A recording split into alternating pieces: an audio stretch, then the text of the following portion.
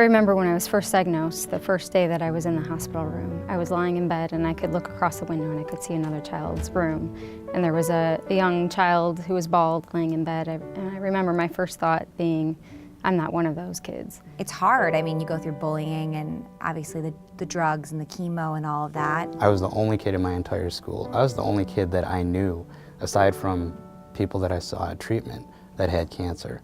It's a different experience to go through cancer as a child or an adolescent than as an adult, because in addition to all of the difficulties in dealing with diagnosis and dealing with treatment, children and adolescents also have overlaying their cancer experience, their developmental task at hand. It took me a couple of years to accept cancer in my life.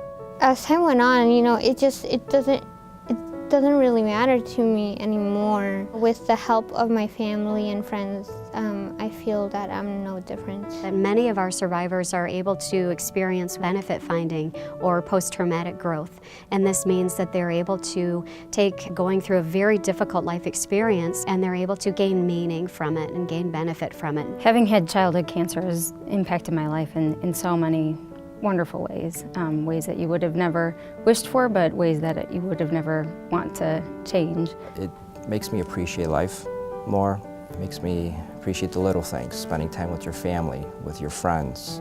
It's shown me how to be strong, how to never give up, how to be a survivor. For a long time, I was embarrassed by the fact that I did have anxiety. I didn't talk to anyone about it, and I just kind of dealt with it on my own.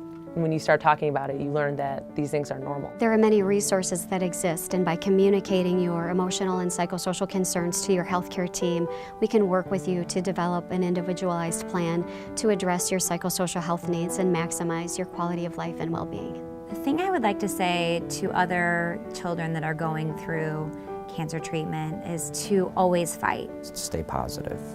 You're going to have rough days. You're going to be overwhelmed. You're going to be stressed.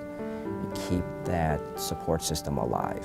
Keep following your dreams and keep going to school. And just because you have cancer, it doesn't mean that you can't do what you want. I remember how helpful it was to take one day at a time, and someday even just 15 minutes at a time if you need to.